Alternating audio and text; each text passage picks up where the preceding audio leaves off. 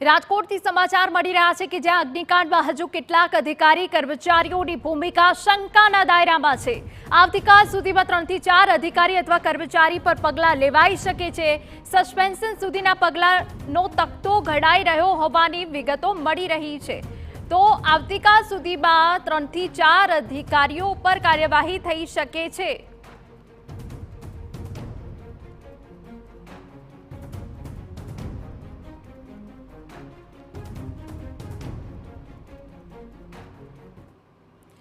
તો રાજ્ય સરકાર એક્શનમાં છે ત્યારે હજુ કેટલાક અધિકારી કર્મચારીની ભૂમિકા શંકાના દાયરામાં છે। ત્યારે અમારા સંવાદદાતા કિંજલ મિશ્રા વધુ વિગતો આપી રહ્યા છે।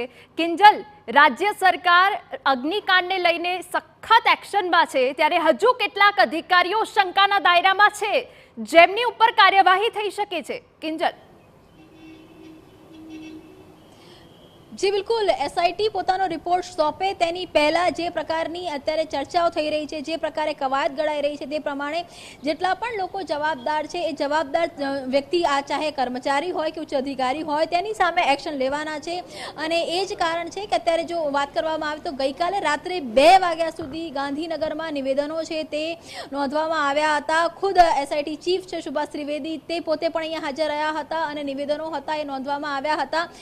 જે પ્રકારની ગોજારી ઘટના બની છે જેમાં હાઈકોર્ટ દ્વારા પણ સતત લપડાક છે તે રાજ્ય સરકારને મારવામાં આવી રહી છે અને તમામની વચ્ચે કેમ કે આ જે ઘટના છે ચોક્કસ માનવ સર્જિત દુર્ઘટના છે તે જ માનવામાં આવી રહ્યું છે અને આની અંદર જેની પણ ભૂમિકા હોય, આ અગાઉ પણ 6 જેટલા જે કર્મચારીઓ છે, અધિકારીઓ છે તેમને સસ્પેન્ડ કરવામાં આવ્યા છે અને હજુ પણ તપાસ ચાલી રહી છે। જે રિપોર્ટ છે તે રિપોર્ટ માનવામાં આવી રહ્યું છે કે શનિવાર સુધીમાં રિપોર્ટ છે એસઆઈટી રાજ્ય સરકારને આપી શકે છે, પરંતુ એસઆઈટી રાજ્ય સરકારને રિપોર્ટ સુપ્રત કરે તેની પહેલા હજુ પણ સસ્પેન્શન છે તે આવી શકે છે। હજુ પણ રાજકોટથી માંડીને ગાંધીનગર સુધીના કેટલાક અધિકારીઓ અને કર્મચારીઓની જે ભૂમિકા છે તે શંકાના દાયરામાં છે। એ ચાહે ફાયર વિભાગની વાત કરવામાં આવે તો પણ, એ પોલીસ વિભાગની વાત કરવામાં આવે તો પણ, એ કોર્પોરેશનની વાત કરવામાં આવે તો પણ, એ જ કારણ છે કે સતત નિવેદનોનો દોર તો ચાલી રહ્યો છે, નિવેદનો લેવામાં આવી રહ્યા છે। બીજી તરફ જે તપાસ છે, તપાસનો પણ દોર ચાલી રહ્યો છે।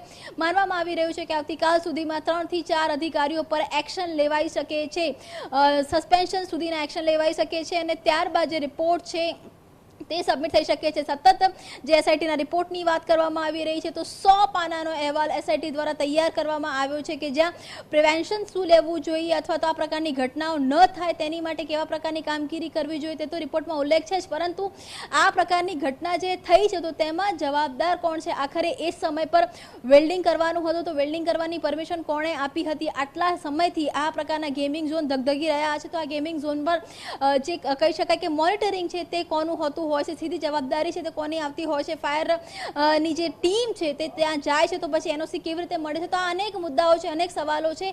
એક દાખલો બેસાડવાનો પ્રયાસ રાજ્ય સરકાર તરફથી પણ થઈ રહ્યો છે અને એ જ કારણ છે કે ખાસ કરીને રાજકોટના અગ્નિકાંડ કેસની અંદર જેની પણ જવાબદેહી થઈ રહી છે તે તમામની સામે પગલાં લેવાઈ રહ્યા છે। અત્યારે આજે એસઆઈટીના તપાસ રિપોર્ટના આધારે પગલાં લેવાઈ રહ્યા છે, ત્યારબાદ ડિપાર્ટમેન્ટલ ઇન્ક્વાયરી માટે પણ કવાયત છે તે શરૂ થઈ ચૂકી છે।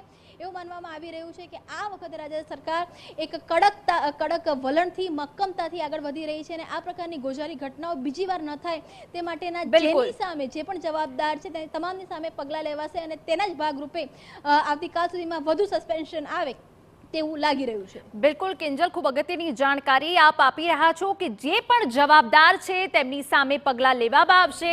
બાકી નિવેદનો નોંધ્યા બાદ રાજ્ય સરકારને સુપ્રત કરાશે 100 પાનાનો રિપોર્ટ, પરંતુ તે પહેલા પણ કાર્યવાહી થઈ